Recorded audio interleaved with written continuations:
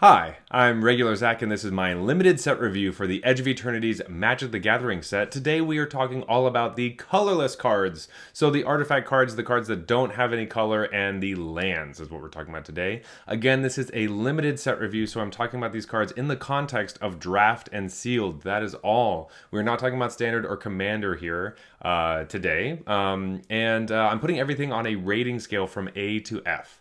So A's are bombs. These are awesome cards. The cards that you like the most in your deck, the ones that are the coolest, the splashiest, and the ones you show off to your friends. B's are cards that actively pull you into their color combination or their archetype in the case of the cards that we're talking about today. C's are the majority of your deck. They're all just kind of bread and butter cards. They lean up to the B's and kind of down to the D's. D-level cards are cards that you really wish you didn't have to play. Sometimes they sneak into your deck, but nowadays, most of the time, they're pretty bad and you wish you didn't have to have them in your deck. Something kind of went wrong if you have too many Ds in there. And then Fs are cards that you shouldn't play under any circumstances. These are cards that are actually just for other formats or cards that just don't function in our format, which is draft. First up, we have Nutrient Block, which is a single colored pip, a single mana. It's an artifact food at common, and it is indestructible. You can see the laser beam cannot penetrate it. It has the regular food text, which is you can pay 2, tap it, and sacrifice it to gain 3 life. And then when this artifact is put into a graveyard from the battlefield, you draw a card. So you can kind of think of this as like 3 mana to gain 3 life and draw a card, but you also get to proc all the artifact stuff by playing an artifact or casting one, or there's a bunch of things that care about that. Specifically in blue-red, it cares a lot about that, but there's a bunch of artifact synergies around. As well as we will see some cards that care about single mana pipped cards, like 1-drops, 1 mana value cards.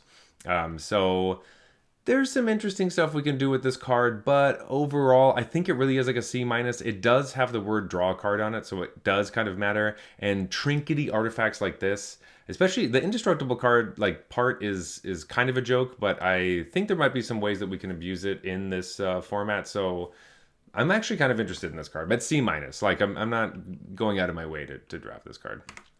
Next up is Thomaton Torpedo, which is a single mana for an artifact. It's a common.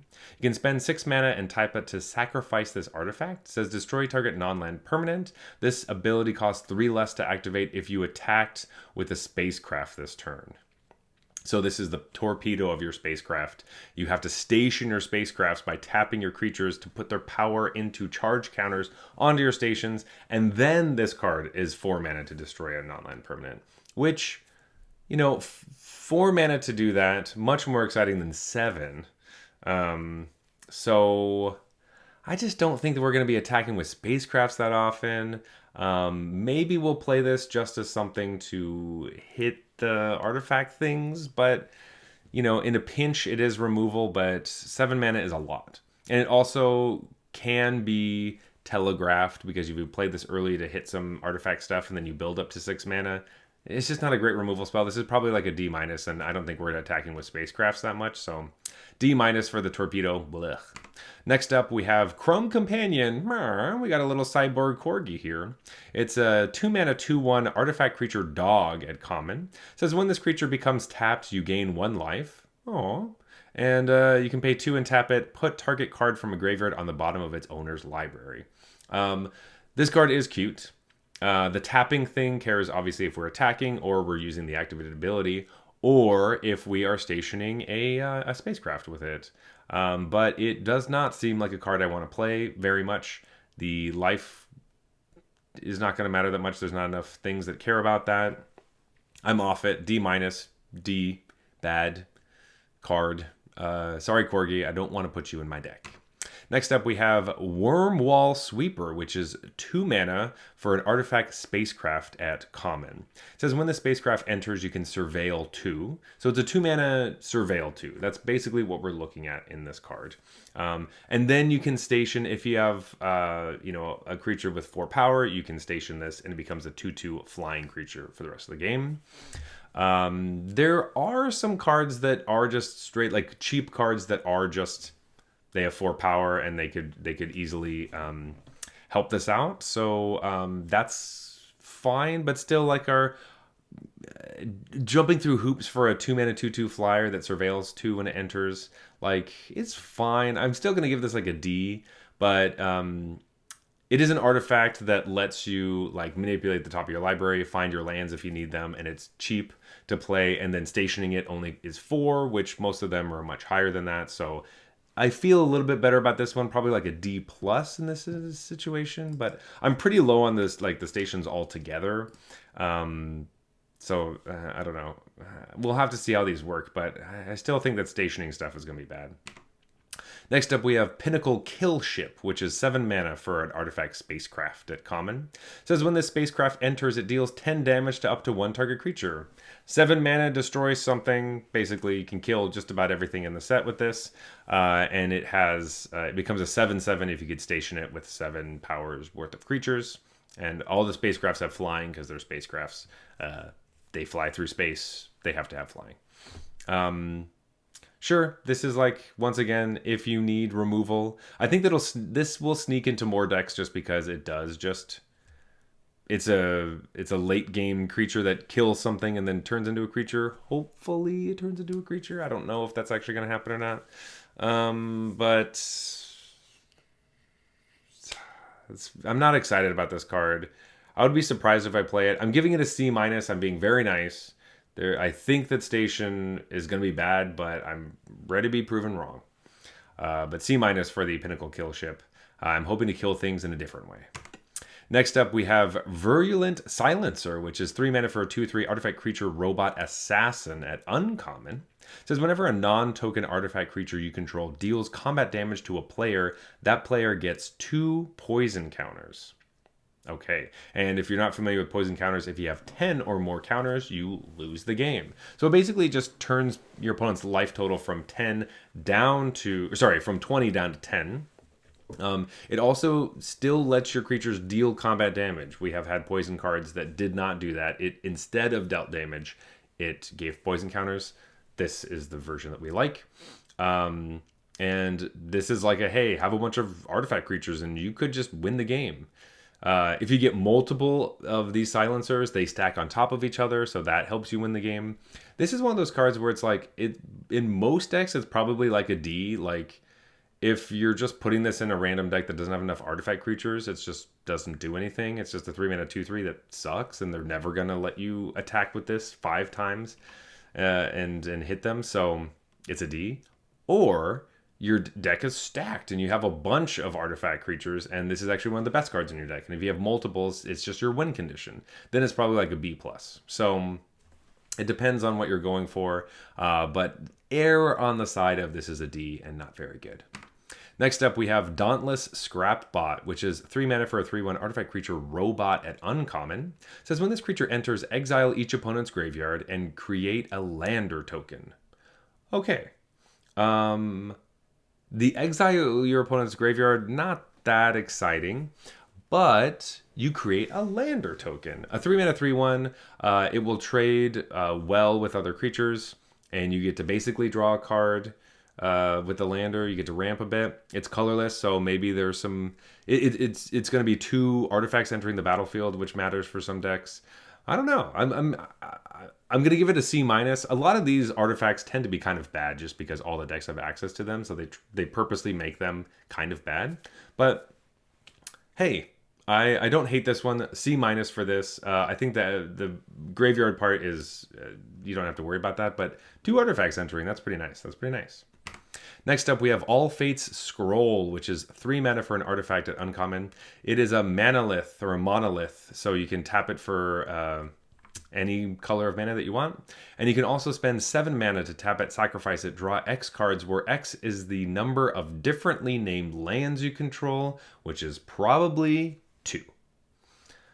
You will probably have forest, mountain. That's it. I just want to run past that. I literally was skipping past it because I didn't want to talk about this card anymore. This is bad. I don't think we want to play this card. You might be able to fix your mana with it, but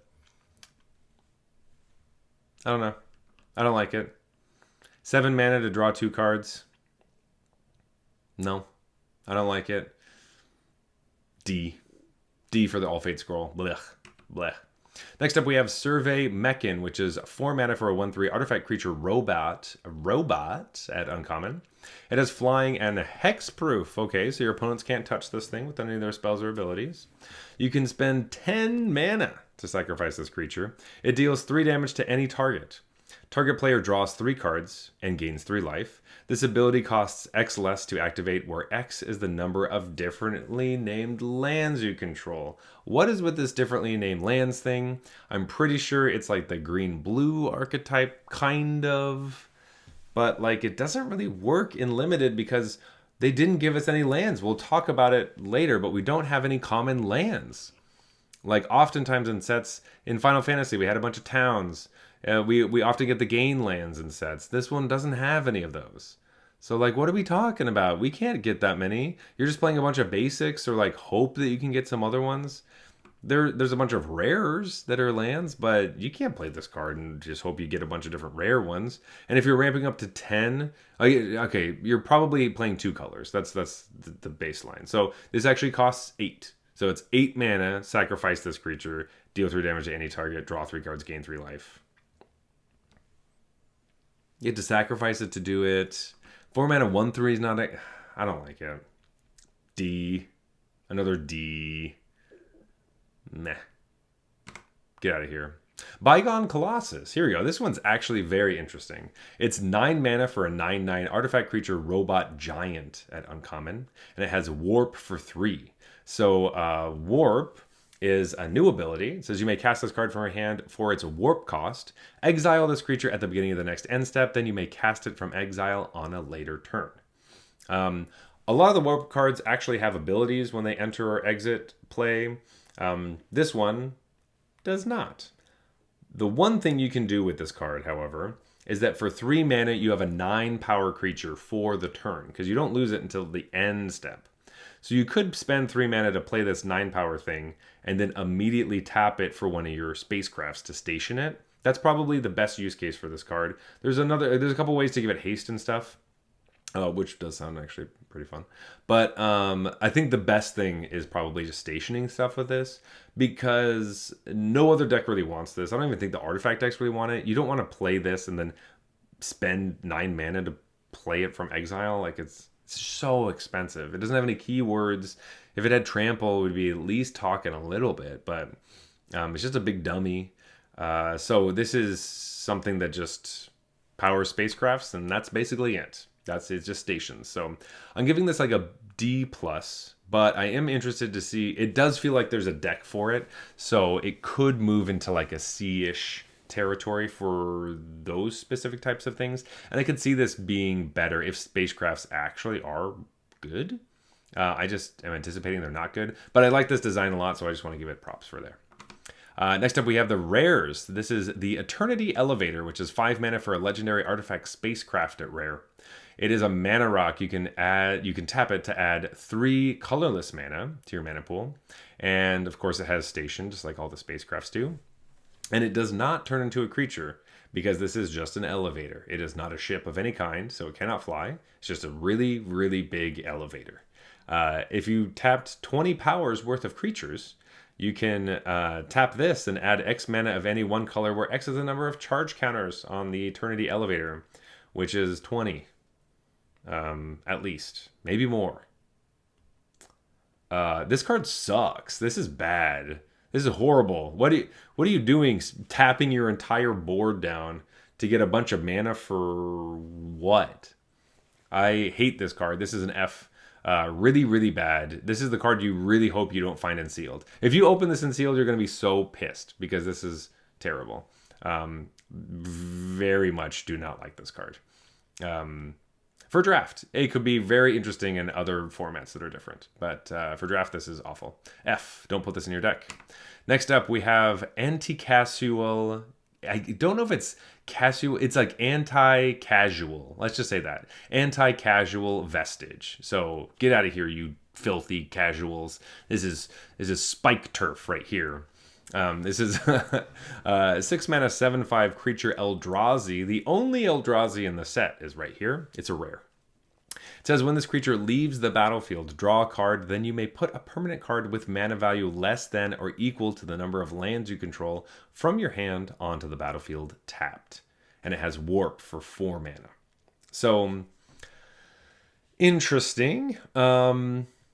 I like that it kind of scales with the game and it only cares about the number of lands you control. So you can put this down on turn, you could warp it out for on turn 4. It will leave the battlefield because obviously that's what happens when you warp it. Once it leaves the battlefield at the end of your turn, you get to play something from your hand with 4 or less. It also is interesting that like even if you draw it later in the game, you might just be interested in warping it just so you can play other things from your hand for cheap. And getting some of that value in there seems kind of cool. I enjoy this. I don't think it's extremely powerful. There is a bit of a setup to it, but you get to cheat on some mana costs, but you're still spending mana in certain situations. So I don't know. Obviously the dream scenario is like on turn 4 you get to play a 4-drop. On turn 6 you get to play a 6-drop if it trades off of something or blah blah blah blah whatever. But in the end, I think it's kind of like a C+. Like I think this says Eldrazi, but it's not nearly as good as a bunch of other ones. It is big though, but you know what? I'm underestimating it. This is like I'm gonna give this a B-. I would probably still draft this card when I see it, so it's not as bad, but it masquerades as that. It kind of looks like it's a play this draw card kind of vibe, or play this cheap mana costs thing, which tends to be a B-, C+ type of range. I'll bump it up just a little bit, give it a B-, but I'm not obsessed. Not obsessed. Next up, we have Throwming Hive Pool, which is 6 mana for an artifact at rare. It has affinity for slivers. Cool. This is the only sliver card in the set. I mean, there's a special guest, but you're never going to see that. And there's only one, so nice. This will cost 6 mana all the time. Slivers you control have double strike and haste. Sweet. And so at the beginning of your upkeep, create 2 1/1 colorless sliver creature tokens. All right, that's more helpful. So this actually does make slivers itself. And if you happen to get 2 Throwming Hive Pools, the second one will be cheaper. So cool. And you might be able to get 2 because I don't think you should be taking this card. 6 mana, you play it. It does literally nothing. Your next turn, you get 2 1/1 colorless tokens. They have haste and double strike, so they attack for 4. Okay. It's turn 7, so your opponent probably has a board. The following turn, you get 2 more, so that was 4 tokens for 6 mana. They have double strike and haste. Okay.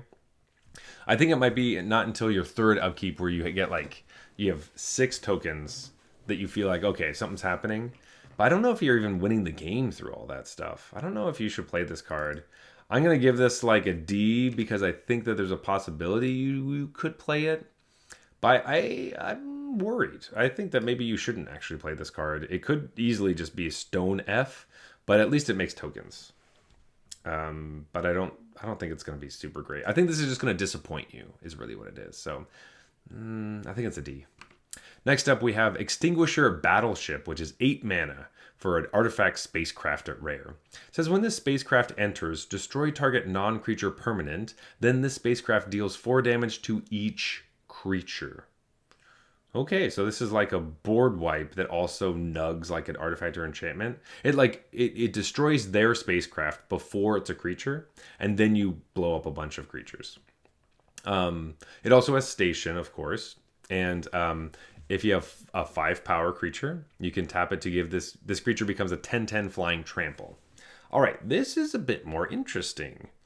It is 8 mana. 8 mana is expensive. But the funny thing with this one is that if you happen to have a 5/5 on the battlefield, you play this, blow up their station or whatever, their spacecraft, deal 4 to everything, your 5/5 survives, and then you just get to station this and you have a 10/10. Boom. That's the money. I don't know if that's a dream that's going to be either A, amazing and will actually happen, and B, the 5/5s are ones that you actually want to play. I don't know. We'll have to decide on that. But ultimately, this is like, it definitely does some stuff, and it's like an 8 mana board wipe. It doesn't kill everything. This is like I'm going to give this a B because I do like board wipes. And it can turn into a big creature, and the station cost is quite low because you blew up the board. But B. We'll give this a B. I don't think it's phenomenal, but I do like it. And if you can sit yourself in a situation, there's a tiny thing that cares about having like higher toughness than power. So maybe if you have a bunch of big butt things, maybe you survive this. Could be interesting. Next up, we have the Dominion Bracelet. 2 mana for a legendary artifact equipment at Mythic. It says, equipped a creature gets +1/+1 and has an ability. You can pay 15 to exile the Dominion Bracelet. You control target opponent during their next turn. This ability costs X less to activate, where X is this creature's power. Activate only as a sorcery, and you can equip for 1. So this is a card that maybe cares about the Bygon Colossus, the 9/9 that has no abilities, because then that ability only costs 6. Okay. Taking control of your opponent's, or no, it would only cost 5 because this gives +1/+1. Ah, there you go. Hey. Yeah, so taking control of your opponent's next turn is lots of fun. You get to do a bunch of like attacks into them and all this stuff. And luckily you have this giant creature that you didn't have to tap to actually activate this ability. So your giant creature that helped you actually do the ability is untapped to block their best creature. So that's good. It is a funny kind of equipment because you could move it around just to give the +1 to a bunch of people, and then at the point you want to do it, you just go. But ultimately, I'm not like super obsessed with this card. Taking control of your opponent's turn is good, but sometimes you just kind of don't get to do anything. And oftentimes I feel like you want to be able to waste their spells, but sometimes it's just like tapping their lands and not playing stuff, or hopefully they have a removal spell, but most of the time they're going to either just use the removal spell on this thing to make sure that you don't get to steal the removal spell and kill their own creatures with it. So I don't know, maybe you could station their stations, tap all their creatures down, and then you get to attack them on the following turn. I don't really know exactly what you would do. If it happens to be a Rakdos deck, you do get to sacrifice a bunch of stuff. So that could be kind of cool. But this is still probably like a D. I think it seems like a dream, and we'll probably just not get there. I just don't think it's going to happen. I'm very skeptical about this bracelet in draft. Very skeptical. Next up, we have Tesarite, Cruel Captain, which is 3 mana for a legendary planeswalker Tesarite at Mythic with 4 loyalty. It has a static ability. It says whenever an artifact you control enters, put a loyalty counter on Tesarite. Fantastic. There's 3 loyalty abilities. There's 0. Untap target artifact or creature. If it's an artifact creature, put a +1/+1 counter on it. You can -3 to search your library for an artifact card with mana value 1 or less. Reveal it, put it into your hand, then shuffle. And you can spend 7. You get an emblem that says, at the beginning of combat on your turn, put 3 +1/+1 counters on target artifact you control. If it's not a creature, it becomes a 0/0 robot artifact creature. I think that Tesarite's really interesting in the sense that it's either horrible and you can't play this at all because it only cares about artifacts and artifact creatures or getting cheap artifacts and all that, or it's awesome because you have all those cards and it's fantastic and your deck's amazing because of it. So it's either stone cold unplayable or very good. And I think those cards can be really interesting. This is what I was talking about earlier when I was talking about the nutrient block being like indestructible. You get to search it up with this card, and then if you happen to get to here, you do get to make an indestructible, 3/3, and then each turn you can put more counters on it, which is really nice. Also, playing the artifacts help this go up, all those kinds of things. So being able to have artifacts that make multiple tokens when you're playing them, having things that make artifact tokens will make Tesarite go up, and then get to that ultimate, and you can turn all those things into creatures, all those tokens, the lander tokens, your 2/2 robots actually get bigger, your 1/1 flyers get bigger. So I think there's definitely a world where this card is great, but you need you need a bunch of artifacts, but then it can be an A. So definitely a build around. If I saw this pack one, pick one, I'd probably just take it and try to build an artifact deck and focus on a lot of the cheap artifacts, and those nutrient blocks is something that I would be looking for. I think that would be pretty interesting in this deck. So super cool. Tesarite's awesome. Either great or not great at all. Next up, we have Donsire Sunstar Dreadnot, which is 5 mana for a legendary artifact spacecraft at Mythic. It does not have an ability when it enters. Hate it already. That's awful. It needs to do something. 5 mana to do nothing is terrible. It has station for the first ability is 10 plus. 10 is a lot. That's so much power that you have to tap into this thing. It says whenever you attack, Donsire deals 10 damage to up to one target creature or planeswalker. When I said 10, I meant 100. Whenever you attack, Donsire deals 100 damage. That's a lot. 100 damage is crazy, but it's also way too much. Like that's a crazy amount of damage that you can't really capitalize on. It's just like, okay, it could be 20, it could be 15. It would all be the same. You just attack, you get to blow something up every time. Cool, that's nice. You still had to tap down your whole team, so you probably can't attack because of it. And then if you put 20 power into this thing, it's a 20/20 with flying, and when it attacks, you deal 100 damage to something. Sick. That's also cool, but like, I'm very skeptical about these things, the spacecrafts.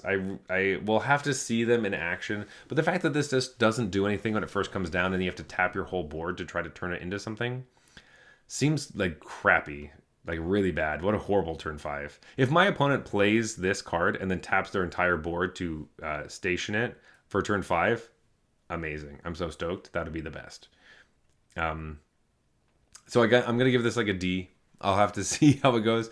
Like, it looks really scary and big, but like, I think you're just gonna die trying to station these things. Also, it's an artifact, so you just blow it up. I don't know. I'm not obsessed. Next up, we have the Endstone. This thing's pretty interesting. 7 mana for a legendary artifact at Mythic. It says whenever you play a land or cast a spell, draw a card. Like, just straight up. Play land, draw a card. Play nutrient block, draw a card. Like, you just go through your deck. It also says at the beginning of your end step, your life total becomes half your starting life total rounded up. It's not half of your life total of what you have right now. It's half of your starting life total. So you go to 10. You go back to 10. You go down to 5, end turn, back to 10. Back to 10, back to 10. Over and over again. If you're above 10, you go down. But I'm assuming if you're playing this card, you're okay taking some hits going down kind of low. Because you know if you play the Endstone, you get to 7 mana, play it, play land, draw a card, end step, go to 10. Yeah. I think this card's awesome. This is like an A. Super strong card. Lets you go through a bunch of your deck. Super scary if your opponent has it. The value is insane. I think this could just be like the A+. Like, I love this card. This card's sick. It's super sick, super awesome, super sweet. Yeah. Great card. Endstone. Next up, we have this card. So there are some special guests in the set, and they look like these art cover things for books. They're really interesting. I love the artwork for them. But this is Warping Whale. It's 1 of 10. It is 1 and a colorless mana. Very important. It's colorless mana for an instant. It says choose 1. You can exile target creature with power or toughness 1 or less. You can counter target sorcery spell, or you can create a 1/1 colorless Eldrazi Scion creature token. It has sacrifice this token, add colorless mana to your mana pool. This card is an F. You will not be able to reliably cast this spell because it's too difficult to get colorless mana all the time. That's it. Don't put this card in your deck. It's an F. Blech. All right. We are now moving on to the lands. As our first land is Command Bridge. It is a common land. It enters tapped. And it says when this land enters, sacrifice it unless you tap an untapped permanent you control. And it says you can tap and add any 1 mana of any color to your mana pool. So it fixes quite well for all the different things you might need. Entering tapped is totally fine, but the whole thing where you have to tap another thing kind of sucks. So this is like your turn 2. Where you like turn 1, play a land, turn 2, play this, and tap your first land so this doesn't get sacrificed. Hopefully your turn 1 is like play nutrient block, so you get to play this and then tap the nutrient block. But then, it's still turn 2, so like, doesn't really matter. I guess there is a situation where Command Bridge could be interesting in the red-white deck because you want to have some of your creatures tapped because you proc off of having like 2 tapped creatures at the end of your turn. So you can like play this, tap one of your creatures, help it like do an ability and something else. So that is kind of interesting, but ultimately like it's just like a D plus. I don't know how much I want to play this card. We've seen versions of this card before, and I'm not in love with it. So it does give the flexibility of tapping an untapped permanent instead of just making you pay 1 mana. So at least there's that. But yeah, like a D plus. I'm not really excited to put this card in my deck. Next up is Secluded Starforge. It's a rare land that taps for colorless. You can spend 2 and tap it. Tap X untapped artifacts you control. Target creature gets +X/+0 until end of turn. Activate only as a sorcery. Or you can spend 5 mana and tap it to create a 2/2 colorless robot artifact creature token. Cool. I really like the robot part of this. You get to make creatures when you're stalled out. You just tap 6 mana, essentially, 5 in this thing. Make a 2/2. Not the best use of your mana, but it's something to do if you need it. The tapping the artifacts thing can be good if you have some flyers and stuff, but the fact that you're doing it at sorcery speed does kind of slow you down a little bit. I'm going to give this like a C+. It seems kind of interesting. The fact that it makes tokens is great, and they are artifacts that help you with the other one later. So yeah, if we find ourselves in a grindy format where you need a mana sink, this could be super helpful. So C+. Next up, we have the shock lands. So we have 5 of our shock lands in this set. These are really the only way that we can, within lands, that we're fixing our mana besides like the command bridge thing. But the first 3 are enemy lands. So we have Breeding Pool, Green Blue, we have White Black and Godless Shrine, and Red White and Sacred Foundry. We also have Stomping Ground, which is an allied color land, which is green and red. And we also have Watery Grave, which is blue and black. So those are all the shock lands. These cards generally are very good. I mean, they're amazing mana bases in constructed formats. They're still great in limited. But you know, fixing your mana, you will pick this up, but not extremely highly. Though I'd be very stoked to have any one of these in my colors. I don't think we should really necessarily care about being like, oh, well, playing these colors are better, like blue, black, and red, green, Boros, all these things. It's just better because we have fixing possibly somewhere in the pack because we just are missing the other 5. I don't think that's going to be the case. I don't think that matters all that much. But the fixing is kind of strange in this set. So we'll see. But ultimately, this is like a C plus to... It's like C plus, B minus territory. They do like come into play untapped when you need them to, which is fantastic.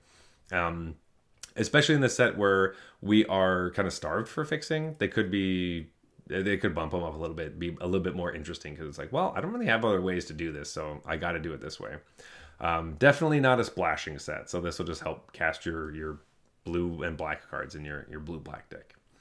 All right, next up we have some more lands. They're kind of weird. They're new, and they are planets. So this is Adagia, Windswept Bastion, which is a land planet at Mythic. It enters tapped, and it taps for white, so it's like a plains. It has station for 12 or more. I believe they're all 12 or more. And it gains an activated ability when you do that. It's 3 and a white, tap it, create a token that's a copy of target artifact or enchantment you control, except it's legendary, so you can't make multiple tokens of the same thing. Activate only as a sorcery. I do not really like planets. I think this is an even worse thing to do by tapping your creatures. You tap your creatures and then you get a land where you have to spend more mana to tap it to do something. I don't know, man. This seems like a D. Like, I don't think I want to play this card. At least the ability is interesting, but I don't want to tap all my creatures to do this. Also, the land enters tapped too, so it's like, what are we doing? I don't like it. I don't like it at all. I don't think you should put any of these in your deck, but this one specifically... At least this one could do something in draft, but, well, compared to this one, Ulthros, Titanic Godcore is a land planet in Mythic. It's the blue one, it enters tapped. And at 12, you can pay a blue. You still have to pay a blue to tap this, and you add blue for each artifact you control. Cool, I'm going to get a bunch of mana, maybe, to do something. I don't think you should put this in your deck at all. This is an F. Straight up F. The black one is Sukundi, Void Altar. It's a land planet at Mythic. Enters tapped, it's black. You can station it for 12, and you get 1 in a black, tap it, pay 2 life, sacrifice a creature, draw cards equal to like sacrifice creature's power. You have to pay 2 mana, pay 2 life, and sacrifice a creature to draw some cards. At sorcery speed, so you can't even go around people's removal spells. This is bad too, but I'm going to give this a D instead of an F like the last one, because at least it does something. Next up is Cavaron, Memorial World. It's the red one, enters tapped. You can pay 1 in a red, tap it, sacrifice a land, create a 2/2 colorless robot artifact creature token. Then creatures you control get +1/+0 and gain haste until that turn. They'll need haste to hit for your opponent for some damage because you wasted so much time putting some counters on this stupid planet.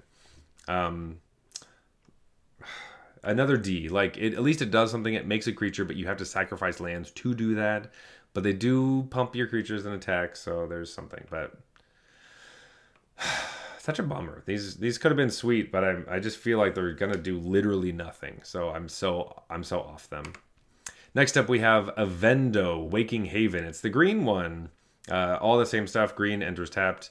At 12, you can pay a green. You still have to pay a green to tap it to add green for each creature you control. So it's Gaia's Cradle, but you have to pay green to do it, and you still need a bunch of creatures, and you need to tap a bunch of stuff to get this to work. So it's super late in the game. What do you need all that mana for? I don't know. No, that's an F. The ones that create mana are Fs. The ones that have abilities are Ds. That's how I feel about them. Sorry to leave you on such a sad note here with these planets, but yeah. Not obsessed. But if you want to tell me why the planets are good and some of the other cards, talk about some of the colorless cards we talked about today, leave your comments in the links below. I have videos for all the different colors from the set. Every single card has been talked about. So go find some of your favorite cards. Tell me if I was right or if I was wrong about them. I do actually want to hear your thoughts. But until next time, folks, thank you all very much, and I will see you later. Bye.